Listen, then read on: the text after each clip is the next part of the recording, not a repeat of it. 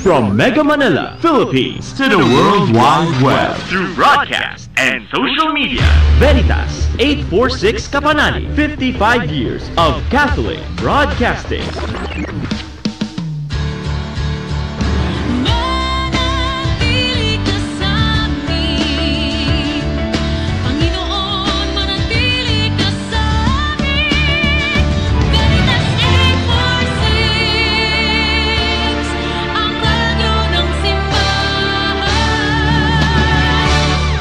Member, Catholic Media Network and kapisanan ng mga broadcaster ng Pilipinas.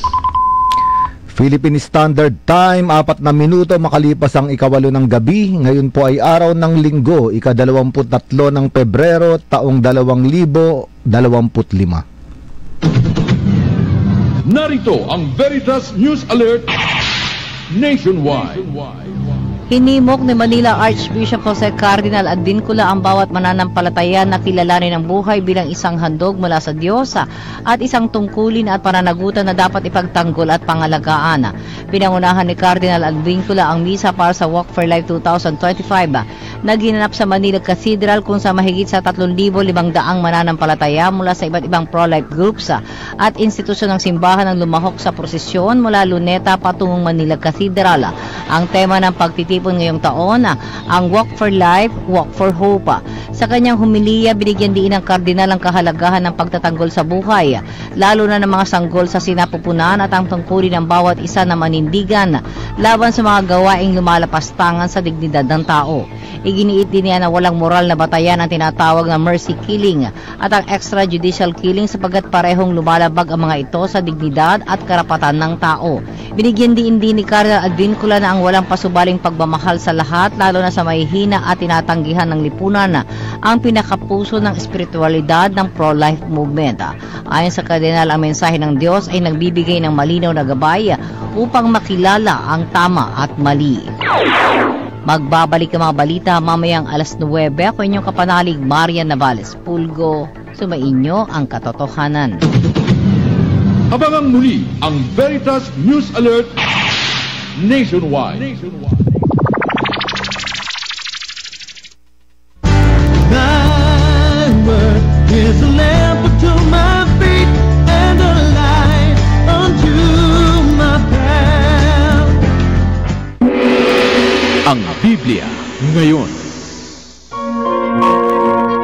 Isang pastoral na pag-aaral tungkol sa nilalaman ng banal na kasulatan, tutugon sa mga usaping kinakaharap natin ngayon. Batay sa katotohanan, lapat sa karanasan. Tuwing Linggo, alas 8 hanggang alas 9 ng gabi, dito lamang sa Veritas 846, ang radyo totoo. Hatid sa inyo ng Paulines ng Biblical Apostolate ng Archdiocese of Manila at ng Veritas 846. If today you hear the voice of the Lord, harden not your hearts. Ang Biblia ngayon. Makinig.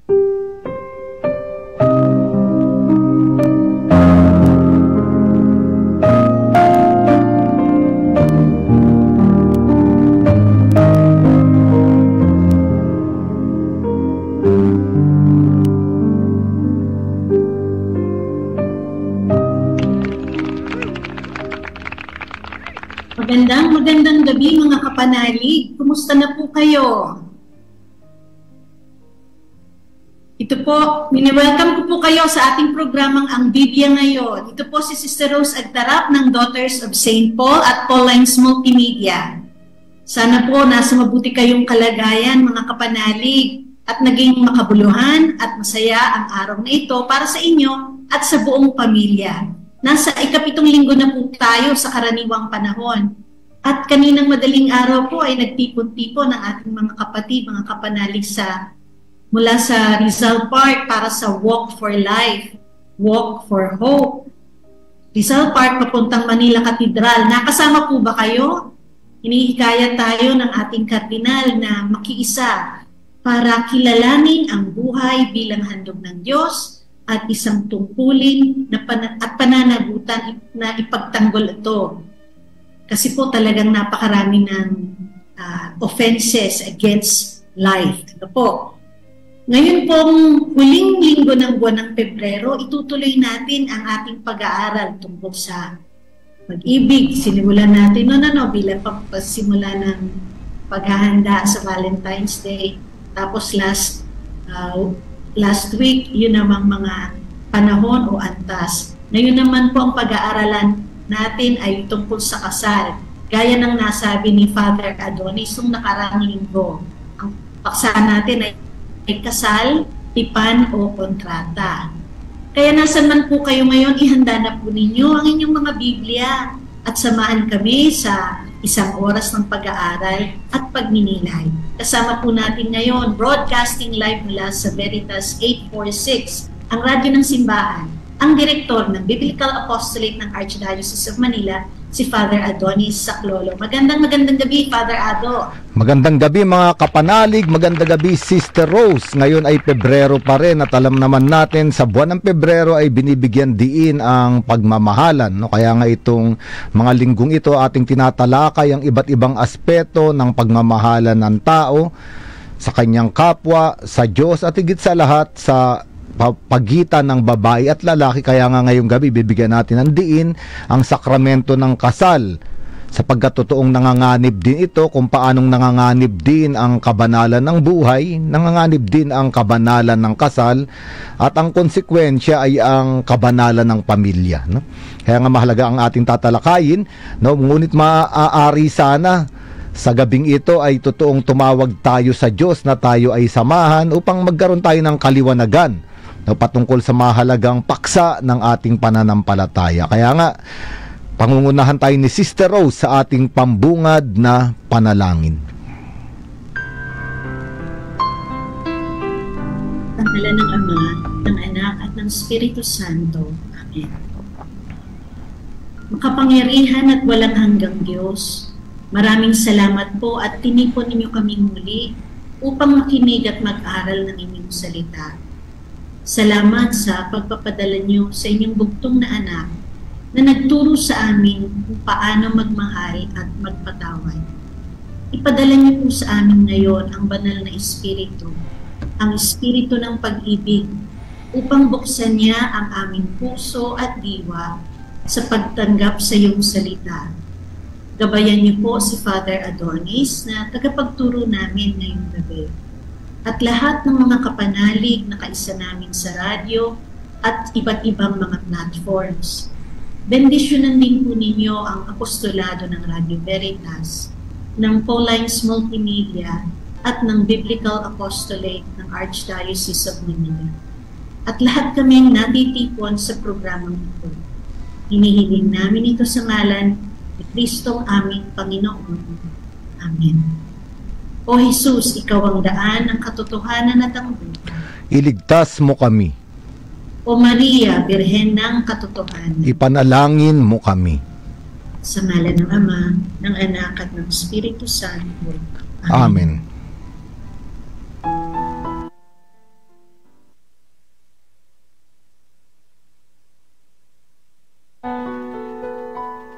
Ang sinumang sa aking mananahan din ako sa Kanya. At kung siya'y mamunga ng masagana, siya sa ama'y nabigay ng karangalan. Ngayon kayo'y aking kaibigan, inango sa dilim at kababahan. Ang kaibiga'y mag-aalay ng sarili niyang buhay, walang hihigit sa yaring pag-aalay.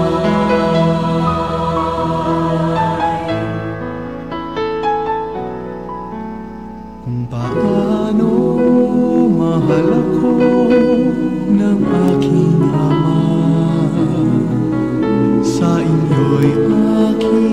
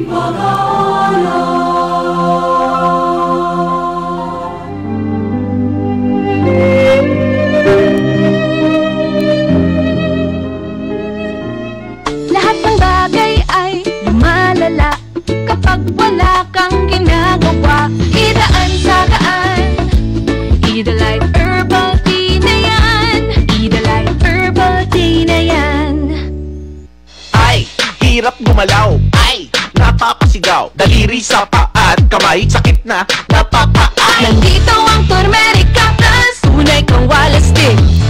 Mahalagang paalala, ang Turmerica Plus ay hindi gamot at hindi dapat gamitin panggamot sa anumang uri ng sakit.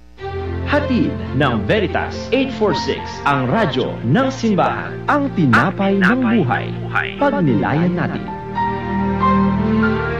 Mga paalala tungkol sa buhay at pag-uugali. Hango sa aklat ng Kawikaan ni Solomon, ang kaibigan ay nagmamahal sa lahat ng panahon at sa oras ng kagibit ay kapanalig na tumutulong. Ang tinapay ng buhay, inihatid ng Veritas 846, ang radyo ng simbahan.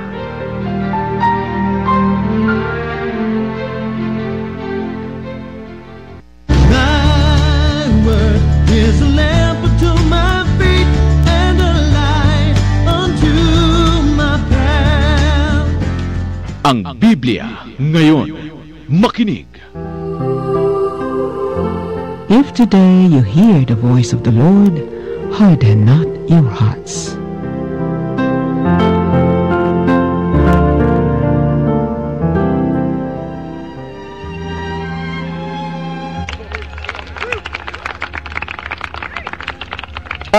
Nagbabalik po tayo sa ating programang Ang Biblia Ngayon. Ang ating pong paksa sa gabing ito ay tungkol sa kasal, no? Kasi maraming nagsasabi na ba't ako magpapakasal, papel lamang iyan, nagmamahala naman kami. At ito po sana ay mabigyan liwanag ng pagtuturo ng kasulatan at ng simbahan. Kaya ang paksa natin ay kasal, tipan ba o kontrata, no? Covenant or contract. Ang ating pong teksto ay mula sa Ebanghelyo ni San Mateo, talata 11, kabanata 11, talata 4 hanggang 6, no? At tinatalakay po sa Ebanghelyong ito, no, yung sinabi ni Hesukristo na kung sino man ang paghiwalayin kung sino man ang pagsamahin ng Diyos ay hindi kailangan o nararapat na paghiwalayin ng tao o walang makapaghihiwalay na tao sa pinagsama ng Diyos, no? Kaya nga ito po yung topic natin ngayon. Kasal, tipan ba o kontrata? Ang ating pong question, sana magpadala po kayo ng inyong sharing, no? Ano ang kasal para sa iyo? Tipan ba o kontrata lamang, no? Parang papel, no? Kaya nga sana ipadala ninyo ang inyong sharing sa ating text line dito sa istasyon 0918-837-4827 0918-837-4827. At para sa mga kapanalig natin, napapanood din po tayo sa Sky Cable Channel 211. At nasa live stream Facebook po tayo sa DCRD 846.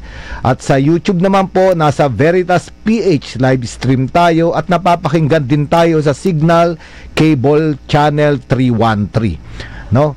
At pwede rin po kayong magpadala ng inyong sharing sa katanungan natin, ano ang kasal para sa iyo? Kontrata ba o tipan? O tipan o kontrata lamang, sa ating comment section sa ating Facebook Live. Ngunit bago po tayo magpatuloy, balikan natin yung kaugnay na paksa na tinalakay natin ng isang linggo na ibibigay sa atin ni Sister Rose. Balik dinig sa nakaraang katotohanan. Yan, so nung nakaraang linggo po, tinalakay ni Father Ado ang temang suyuan, kasunduan, kasalan. Ito yung mga panahon at antas ng pag-iibigan. Ang teksto pong inaral natin ay ang unang sulat ni San Pablo kay Timoteo, chapter 5, verses 1 to 2. At ang question po natin para sa reflection ay, saang panahon ng pag-iibigan ang nakikita mong pinakamahalaga? So, yung tatlong antas o panahon ng pag-iibigan, ang una yung suyuan o courtship and dating. Ito yung ligawan. Dapat daw po nakabase ito sa respeto ng dignidad ng bawat isa. At discernment sa plano ng Diyos. Kailangan din dito ang chastity o kalinisan, pasensya at respeto. Yan. Ang ikalawa namang panahon ay yung kasunduan o engagement. Dito meron na yung commitment na magpapakasal, di po ba? Kailangan palalimin ang pananampalataya, humingi ng spiritual guidance, at maghanda para sa sakramento ng kasal at sa buhay bilang mag-asawa. At ang magiging konklusyon nito ay yung pamamanhikan. Ang ika-2 naman, ito po yung kasal talaga na, yung sakramento ng kasal. Ang kasal ay isang kasunduan o covenant, tipan, mula ng isang lalaki at babae kasama ang Panginoong Diyos. Hindi lang ito isang seremonya na nangyayari ng isang araw, kundi panghabang buhay na kasunduan na ang layunin ay ang pagiging isa ng mag-asawa at ang procreation, ang pagkakaroon ng mga anak. Ayan. So kung gusto po ninyong marinig ang kabuuan ng episode ng Ang Biblia Ngayon nung nakaraang linggo, available po ito sa Facebook pages ng BZRV 846 Veritas, ng Pauline's Multimedia PH, at ng Arkham Ministry on Biblical Apostolate.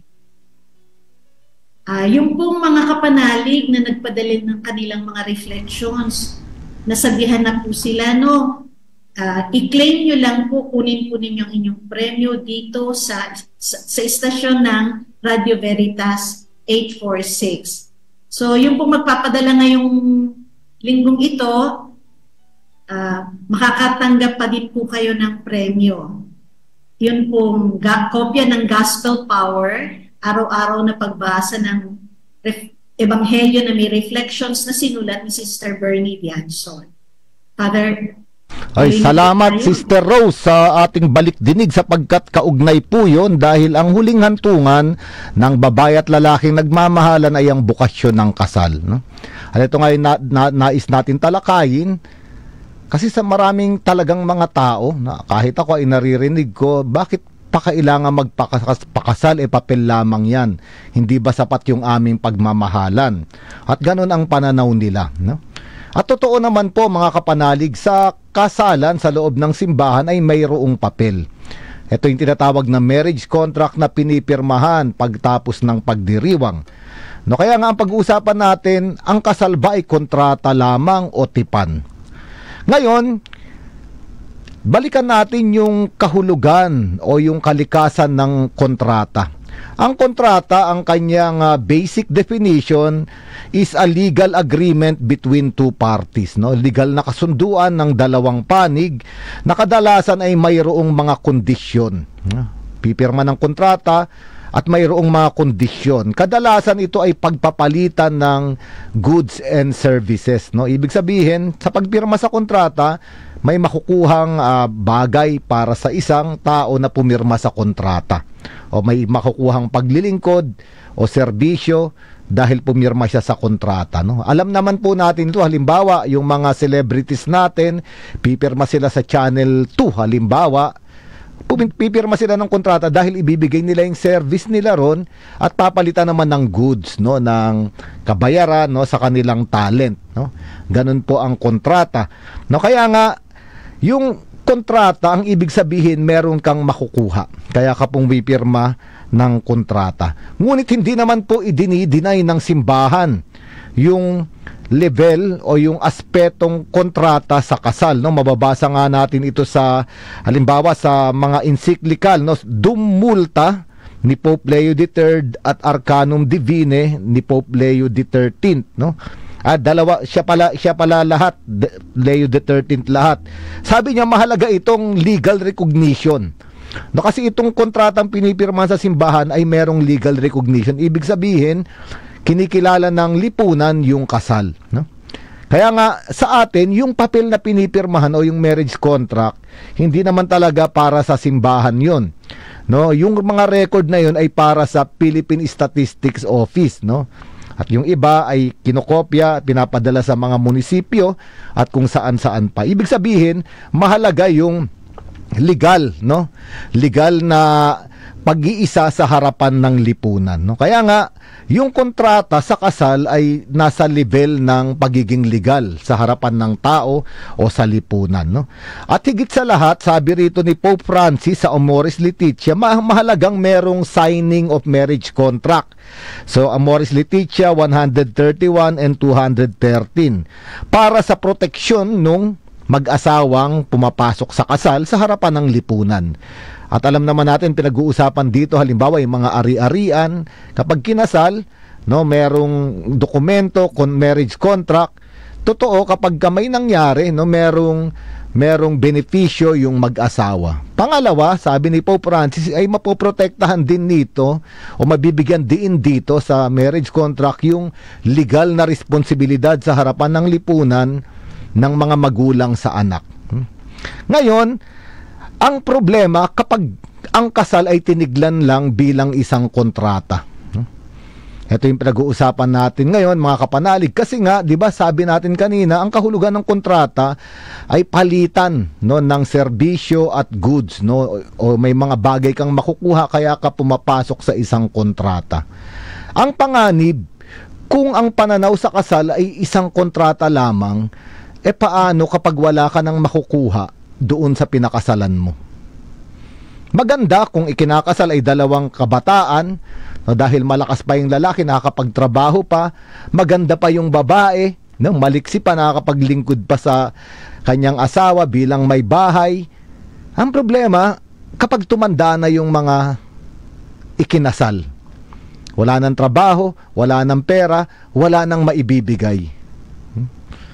Isang lalaki na wala nang lakas, no, at wala na ring maibibigay, no, na kabuhayan sa pamilya.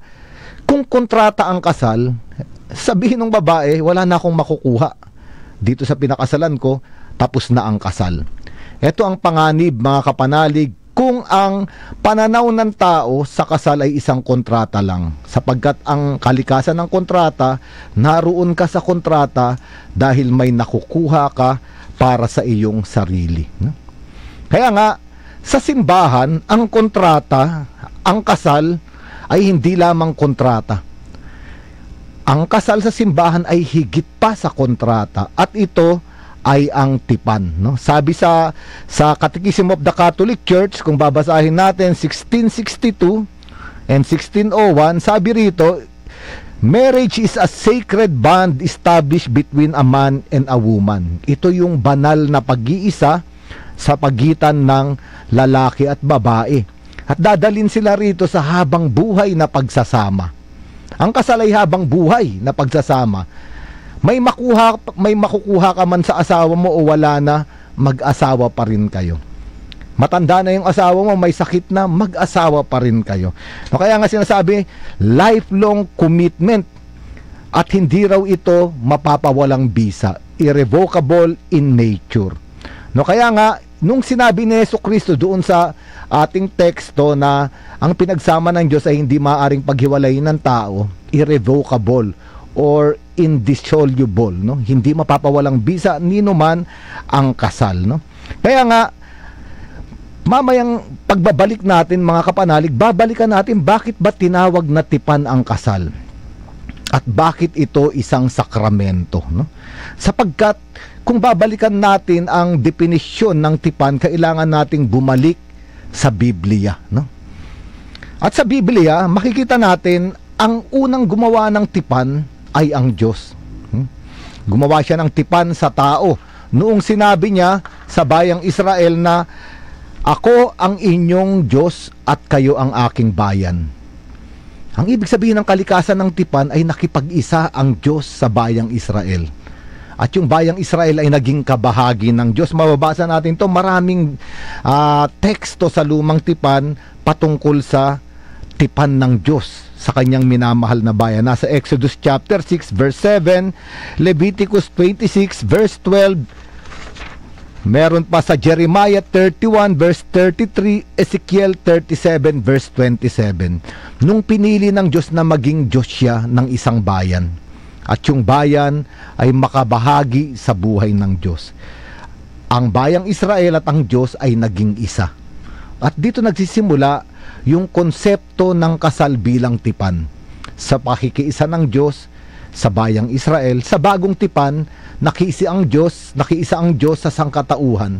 Si Jesucristo ay naging tao upang ang sangkatauhan ay maging bahagi, no, ng buhay ng Diyos. At babalikan natin ito, mga kapanalig, dahil malalim pa yung sinasabi no, ng kasulatan at katuruan ng simbahan tungkol sa kasal bilang isang tipan, higit pa sa isang kontrata.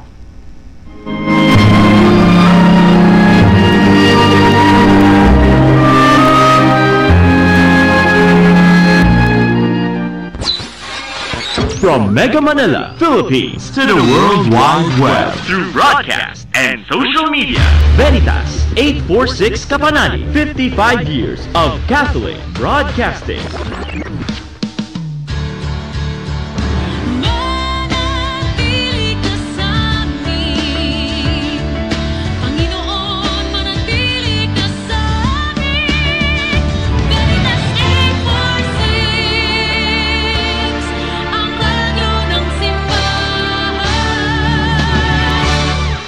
Member, Catholic Media Network and kapisanan ng mga broadcaster ng Pilipinas.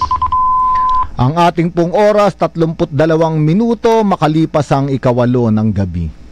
Thy word is a lamp unto my feet and a light unto my path. Ang Biblia ngayon. Makinig. If today you hear the voice of the Lord, harden not your hearts.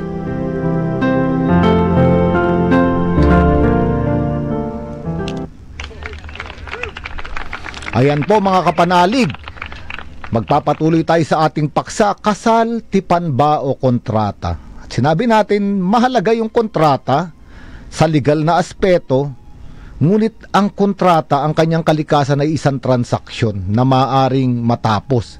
No, kaya nga yung iba nagte-terminate ng kontra kasi wala na silang nakukuha sa kontrata.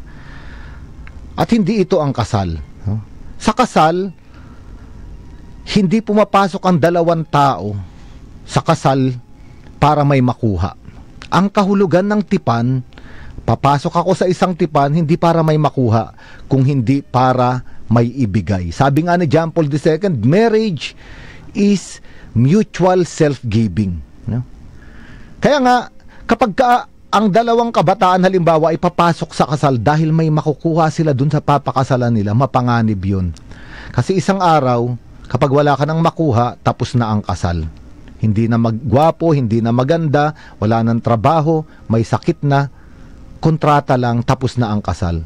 Pero ang tipan ay pumapasok ang isang tao sa kasunduan para magbigay. Kaya nga makikita natin ito sa kalikasan ng Diyos. Pag binasa natin yung Deuteronomy, yung aklat ng Deuteronomy, chapter 7 verses 7 to 8, sabi ng Diyos sa bayang Israel, alam nyo ba, sabi ng Diyos minahal ko kayo at pinili ko kayo hindi dahil kayo yung pinakamarami at pinakamalakas na bansa, sabi ng Diyos.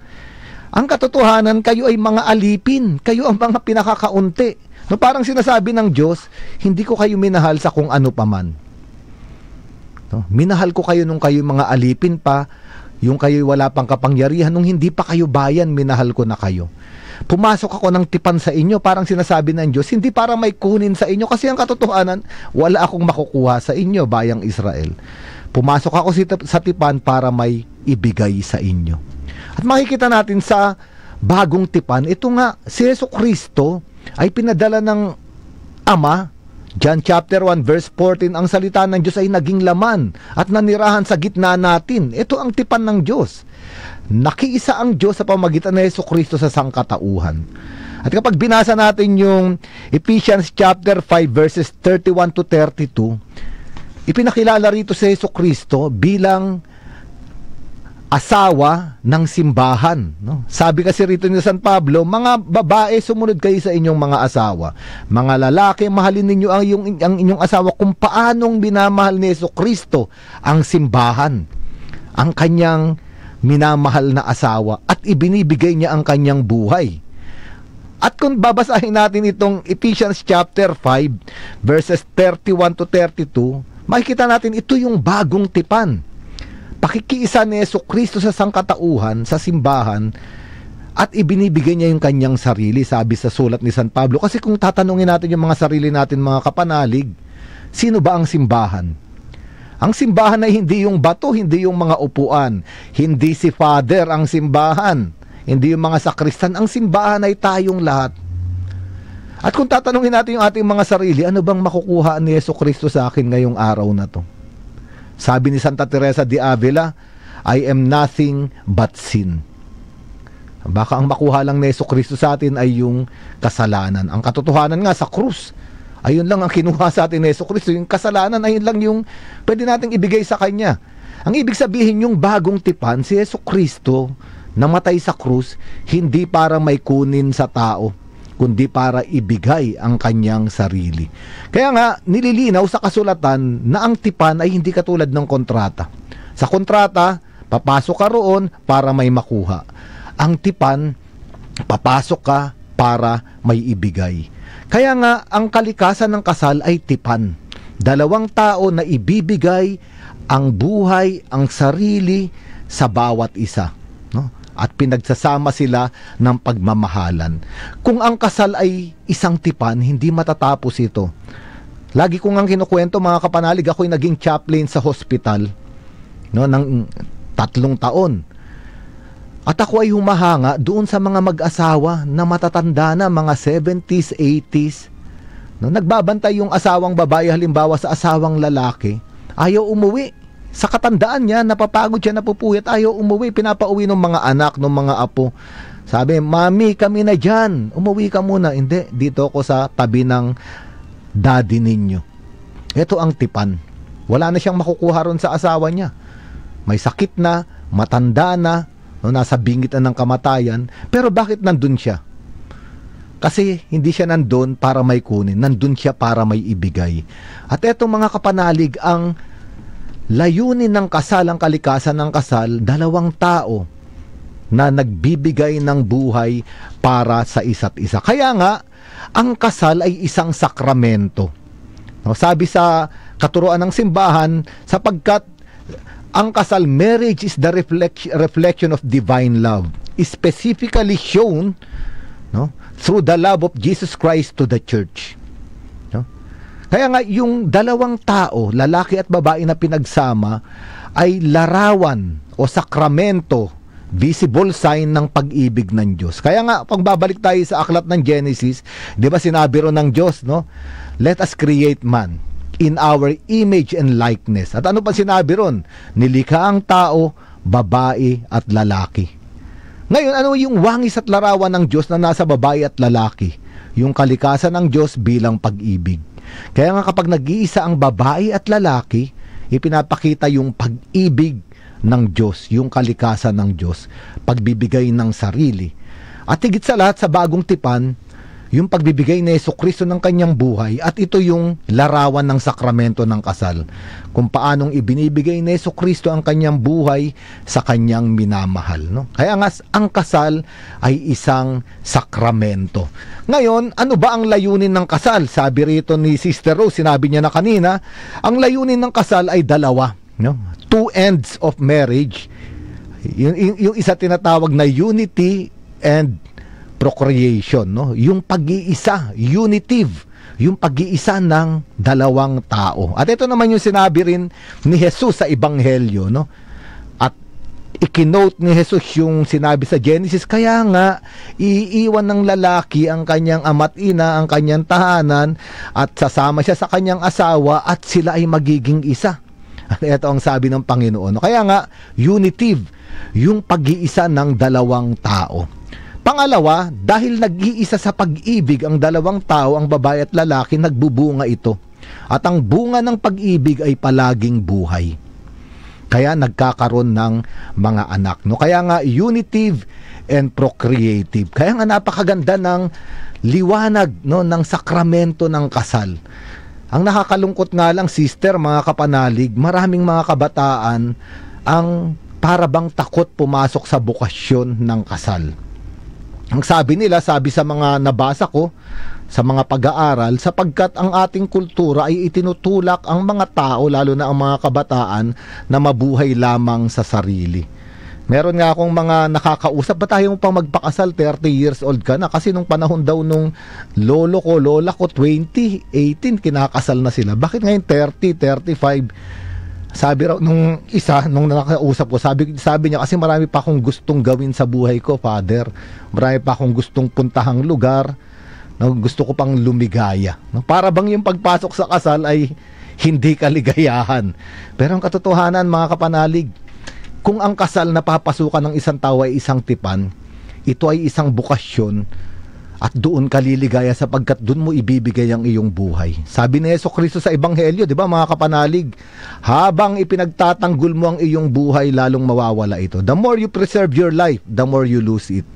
Pero habang ibinibigay at iniaalay mo ang iyong buhay, doon mo matatagpuan ito.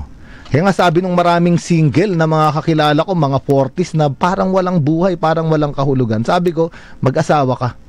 Kailangan mo ng isang bukasyon na ibibigay mo ang buhay mo. Kasi ayun sabi ni Jesucristo, bigay mo yung buhay mo at matatagpuan mo yung buhay mo. Ito mga kapanalig, sana makapagbahagi kayo. Marami na nagpapadala no, na sa kanilang mga pagbabahagi patungkol sa katanungan natin.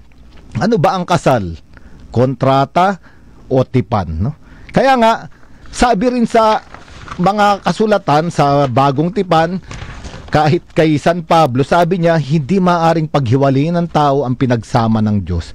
Pag binasa nga natin yung 1 Corinthians chapter 7 verses 10 to 11, 1 Corinthians chapter 7 verses 10 to 11, sabi roon, sa mga may asawa, ito ang inuutos ng Panginoon.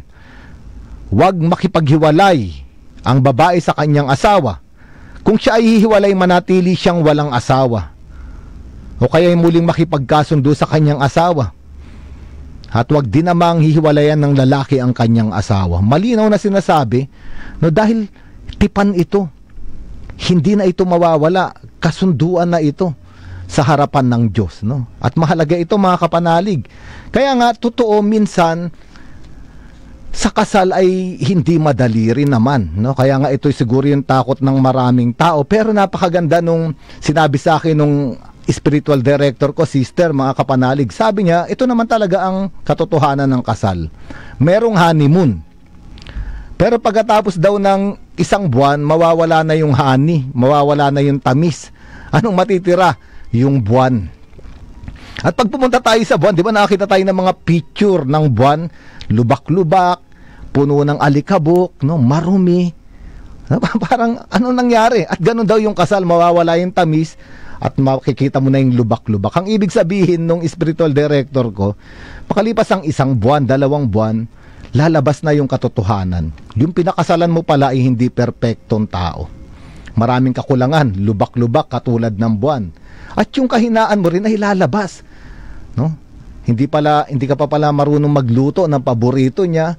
Kaya naman, hindi kayo parehas ng oras ng paggising o yung mga kagamitan kailangan nandito sa ganitong sulok o nasa kabilang sulok. Maraming matutuklasan ng mag-asawa, lalabas yung buwan.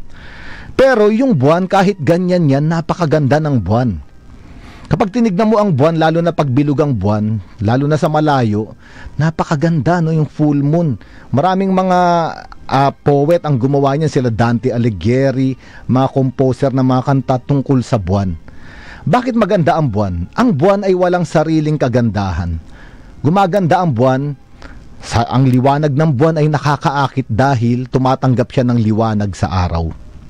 Ito yung Mysterium Lune. Sabi ng mga ama ng simbahan, sabi sa katuruan ng simbahan, ang simbahan natin ay katulad nito, ganun din ang kasal. Kung titignan mo yung kasal sa loob ng kasal, parang maraming kulang-kulang. Pero kung titignan mo ang kasal, napakaganda nito, lalo pa nga't tumatanggap ng liwanag sa Panginoon. At ito yung pag-uusapan natin. Sana may oras tayo mga kapanalig pa mamaya sa ating pagbabalik, no, para matalakay natin ito at si sister makapagbahagi rin. No?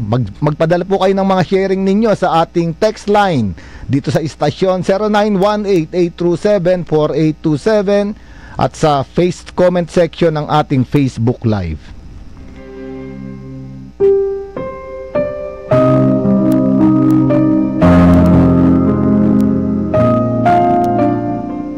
Break time na! Kumain ng tama, mag-exercise at mag-Ampalaya Plus. Clinically tested, ang Ampalaya Plus ay tumutulong sa pag-control ng blood sugar. Ang Ampalaya Plus ay may inam sa mga diabetiko at pre-diabetics. Kaya mag-Ampalaya Plus araw-araw. Mahalagang paalala, ang Ampalaya Plus ay hindi gamot at di maaaring gamitin paggamot sa anumang uri ng sakit. Alagaan ng kidneys, uminom ng 8 basong tubig. Renalin, Renalin, Renalin, araw-araw. Mahalagang paalala, ang Renalin ay hindi gamot at hindi dapat gamiting panggamot sa anumang uri ng sakit. The Jubilee Year 2025, Pilgrims of Hope.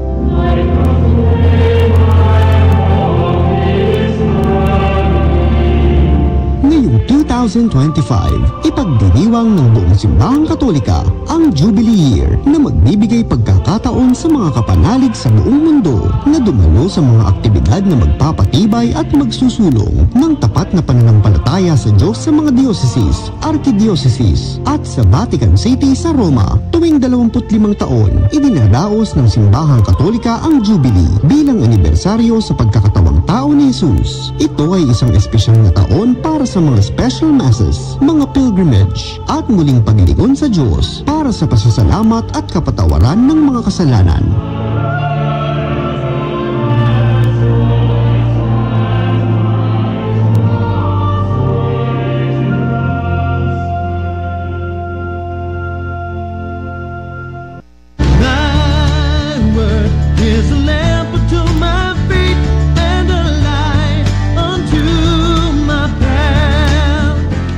Ang Biblia ngayon.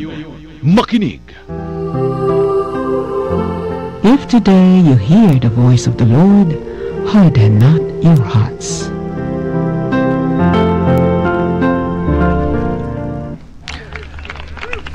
Ayan po mga kapanalig, nagbabalik tayo sa ating programang Ang Biblia ngayon. At ngayon ay puntahan na natin yung mga tanda o simbolo sa loob ng pagdiriwang ng kasal. Sa bawat sakramento po merong minister. Pero alam nyo ba, sa 7 sakramento ng simbahan, tanging ang sakramento ng kasal, ang ministro ay hindi pari, obispo o diakono. Sino ang ministro sa sakramento ng kasal? Yung ikinakasal, yung lalaki at babae. Pero mahalaga, andun ang isang diakono, ang isang pari o isang obispo para kilalanin o pagtibayin yung kasal. Pero ang ministro po ron ay yung lalaki at babae. Kaya nga, bawat sakramento rin meron tinatawag na matter and form. Ano ba yung form? Yung mahalagang elemento sa kasal, ito yung consent at yung vow. Yung pagpayag ng bawat isa. Tinatanong sila ng pare, naparito ka ba? Hindi labag sa iyong kalooban? Opo. As magbibigayan na sila ng vow. Ngayon, ano ang matter? Paano nakukonsummate yung kasal? Ang kasal ay nakukonsummate kapag nagniig na yung mag-asawa. Hindi sa loob ng simbahan, pag-uwi nila sa honeymoon, doon nakukonsummate yung matter ng kasal. Pero yung nandun silang dalawa, andun na yung matter ng kasal, lalaki at babae, na binigay yung kanilang vow, pero makukonsummate at masisil yung sakramento ng kasal kapag nagniig na sila. Ang isa pa ay yung vow. Halimbawa sa Biblia, sabi ni Jesucristo sa Matthew chapter 5 verse 37, kapag manunumpa ka, dapat oo kung oo, hindi kung hindi. Yung lampas doon yung mga katuwiran, yung mga paliwanag pang iba galing na sa dyablo. At maganda yun sa kasal, kung nandun ka sa kasal, oo kung oo. Kung ayaw mo, wag.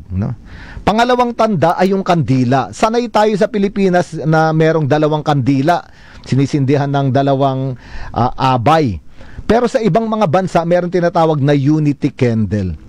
Ang nagsisindi ng unity candle ay yung mag-asawa. Isang kandila, tanda ng pag-iisa nila bilang liwanag sa bawat isa.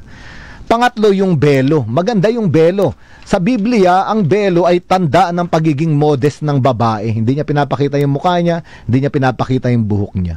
Pero ang belo rin ay tanda ng pagpapasakop ng babae sa kanyang asawa. Diba sabi ni San Pablo sa Ephesians chapter 5 verse 21, mga babae, magpasakop kayo sa inyong mga asawa bilang tanda ng paggalang ninyo kay Jesucristo. Obey your husbands. Kaya nga, ang ulo ng tahanan ay yung lalaki. Kaya nga sa kasal, natatakpan ng belo yung ulo ng babae kasi isa lang dapat ang ulo. Kaya mga kapanalig na mga may bahay, isa lang po ang ulo, yung asawang lalaki. Hindi pwedeng magkumpetensya na 2 ang ulo ang nasa tahanan.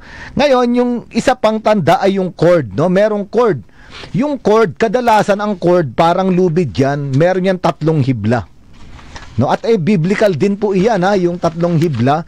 Pag binasa natin sa Ecclesiastes, mababasa natin ito, napakaganda yung sinabi sa Ecclesiastes chapter 4 verse 12. Sabi ron, kung ang nag-iisa ay maaaring magtagumpay laban sa isa, lalo na ang 2. Ngunit ang lubid na may 3 pilipit na hibla ay hindi agad malalagot. At ito yung simbolismo ng cord sa kasal. Kasi sa katotohanan, sa kasal, hindi lang yung lalaki at babae ang ikinakasal. Yung lalaki at babae ay ipinag-iisa sila kay Hesukristo.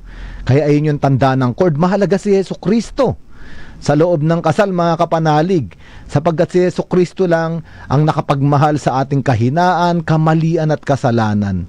At kapag nandun si Hesukristo sa kasal, totoo lalabas yung mga kamalian, kahinaan, pagkukulang, ngunit nandun pa rin yung pagmamahal. Dahil nandun ang ating Panginoong Hesukristo. Marami pa po tayong pwedeng pag-usapan, ngunit baka kulangin tayo ng oras kasi magsasalita pa si Sister Rose at babasahin natin ang inyong mga pagbabahagi. Sister, ano bang masasabi mo sa ating talakayan? Father, para sa akin, ang kasal ay isang tipan. No? It's a covenant. At marami akong naging nakasalamuha ng mga mag-asawa. Siguro ang ibahagi ko lang yung isa na nagtaksil ang lalaki, tapos ay bumalik siya nung naranasan na niya, na-realize niya na nagkamali siya, tinanggap siya ng asawang babae. At dahil sa pagtanggap at pagpapatawad ng asawa, ng kabiyak na babae, nakita din ng mga anak nila kung paanong magmahal ang nanay nila. At yun ang naging simula ng pagiging matibay ng pamilya. At naging, alam niyo, pagkatapos noon, naging active sila sa ministry, sa parokya, at sa iba pang mga parishes. So sabi ko, minsan yung sinasabi mo kanina, Father, yung kamalian, kahinaan, kasalanan, tinanggap lahat ng Panginoon. Yun ang tawag din sa atin. Yun ang nakita ko doon sa may bahay na yun, na ano man yung kahinaan, kasalanan ng asawa, tinanggap niya dahil mahal niya. So yun talaga ang, kaya tayo nakikipagtipan, ang Diyos nakipagtipan sa atin, tayo nakikipagtipan sa Kanya dahil sa pagmamahal. At yun din yung nag-uugnay doon sa mag-asawa. Yun, napakaganda. Salamat, Sister. Ngayon, Sister, basahin ko muna itong mga sharing dito. Medyo marami-rami. Sabi ni Kapanalig Romel Dizon ng Cabiao, Nueva Ecija, hindi lamang sa mag-asawa ang kasal. Bilang lingkod simbahan, dapat ikasal din tayo sa Diyos at makipagtipan. Napakaganda po. Ito yung pinag-uusapan natin dahil totoo naman, ang simbahan ay ang babaeng pinakasalan ni Hesukristo at bahagi tayo lahat ng simbahan. Meron pa si Kapanalig Ronnie 3219, sabi niya, hindi importante yung papel o kontrata. Mas mahalaga yung sumpaan ninyo during the Mass. Thus, I do not see the paperwork unessential nor necessary. No, kaya lang daw it is not in our norm, sabi ni Kapanalig Ronnie. Sabi naman ni Kapanalig 7938, no, sang ating kapanalig na taga Lourdes Paris sa Colo Dinalupihan, Bataan. Sabi niya, disabled senior na siya. Good evening po. Tipan po ang kasal. Sa May 4 ay 50, sa May 4 ay 50 years na kaming kasal. Ngunit sa ngayon ay 3 araw nang nasa ospital ang mister ko. Naka-ICU po. Matagal po siya, ginupo ng sakit, na stroke po siya at dala ng mga komplikasyon ay tuluyang nanghina. Please pray for his complete healing. Gusto pa namin siyang makasama kahit there are times na hindi kami nagkakasundo. Lamberto Natividad po ang pangalan niya. Pagdadasal po natin si Lamberto Natividad, siya po ang ating kapanalig 7938. Ang kapanalig po natin 0059, sabi niya, ang kasal ay sagradong tipan sa harap ng Diyos at ng tao ng dalawang magsing irog, kaya't walang kapangyarihan ng tao na paghiwalayin ang pinagsama ng Diyos. Ang atin naman pong kapanalig na si Maria Luz M. Campos ay ang ating kapanalig na si Esther M. Salandanan. Nakikinig po siya sa atin at humingi siya ng panalangin para kay Maria Luz M. Campos na nasa Taiwan. Papanalangin po natin siya. Ito pa po ang ating kapanalig na si 4590, dolor ng ng San Miguel, Bulacan. Sabi niya, good PM po, Father, pagkatapos ng 1 year ng pagsasama, andun na ang paglamig ng pagsasama, lalo na po pag may anak na. Pero para sa akin, kailangang manatili ang pag-ibig nila sa isa't isa. Kami pong mag-asawa ay 42 years ng kasal. Nag-aaway po kami pero andun pa rin ang pagmamahalan. Dolor ng San Miguel, Bulacan. No? Sige po, salamat po sa sharing ninyo. Congratulations sa 42 years na pagsasama. Sister, meron ba dyan sa ating comment section sa Facebook Live na mga nagbahagi? Meron, Father.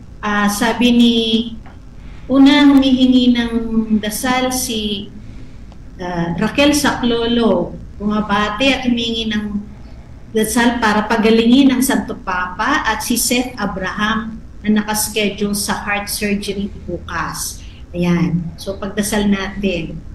Tapos, may sumagot po, sabi niya, para po sa akin, si Raquel Saclolo din, para po sa akin ang kasal ay isang tipan na sinasabi nga ng pare na till death do us part, na kung saan kailangan mo magpakumbaba, mapag-unawang puso at isipan at malawak na pagmamahal sa bawat isa sa patuloy na paghingi ng awa at paggabay ng ating Panginoon.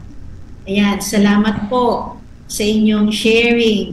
Sabi naman ni Elizabeth Hurboda Rivera, totoo po yan kasi bago mag 3 years ng pagsasama namin ng mister ko, natanong ko talaga kay Lord bakit siyang ibinigay sa akin na ang hirap umintindi at hirap pakisamahan. Isa lang pumasok sa isip ko, ikaw ang sagot sa kahilingan ng ina niya. Lagi akong lumuluhod sa altar, naiiyak dahil hindi kami nagkakaintindihan. Sa ngayon po, 31 years na kaming nagsasama at masaya. Ayun, so congratulations at 31 years. Talaga naman, faithful sila. Batiin lang po natin, Father, yung ating mga nagpadala ng greetings at shout out na lang kay Madeline Kibuyan Almonte, Candida Cruz, sabi niya ang ganda ng paliwanag ni Father. Abotolaso Santos, si Carmen Jessica Pangan, sabi niya divine blessing sa iba't ibang mga, sinulat na po dito yung mga pangalan, so sasama na lang natin sa dasal. Si Jeanette Okmer Mainsa, Jonathan Clarita, sabi niya ang kasal ay tipan. Si Justin Dave Madariaga, Candida Cruz, Maria Socorro de la Rama, Ping Sia, Mercy Estacio, Esay Espina, Marilyn Aaron Cruz, Jonas Auman, Filomena Cerda from Quezon City, Maria Mercy Dominguez, Felix Reyes, Arnold Tolentino, Aramis Boncava, Jonathan Clarita. Ayan. Si Ronnie Aquino, meron pang iba. Ayan. So maraming salamat po, Father. Malapit na tayo. Ayan, sister, magpasalamat na po tayo sa ating mga kapanalig bago tayo magpaalam. Opo. So, yung pong makakatanggap ng premyo, padadala na lang po kayo ng mensahe. Ano po? Sa inyong mga sharing. Maraming salamat, Father Ado, sa napakalalim at talagang nagusto nila pagpapaliwanag ninyo tungkol sa kasal. Kasal bilang tipan o kontrata ba? Yan. So maraming salamat din sa ating mga taga-sunod, ang mga kapanalig natin, sa lahat na nagpadala ng comments, tanong at kahilingan at pagbati, at nakiisa sa atin ngayong gabi. Naasan po namin makasama kayong muli sa susunod na linggo dito sa ating programang Ang Biblia Ngayon. Sa ngalan po ng ating co-pilot na si Kenneth at ating PA at si Kaenteng sa technical side, ako po si Sister Rose Agtarap ng Daughters of St. Paul at Paulines Multimedia, nagpapasalamat sa inyong pagsama sa amin ngayong gabi. Dakilain po natin ang Panginoon at hingin natin ang kanyang bendisyon mula kay Father Ad. Sumain nyo ang Panginoon at sumain pagpalain kayong lahat, gayon din ang inyong mga pinakamamahal sa buhay ng ating makapangyarihang Diyos, Ama at Anak at Espiritu Santo. Humayo kayo at baunin ang pag-ibig ng Panginoon. Salamat sa Diyos. Sumainyo ang katotohanan.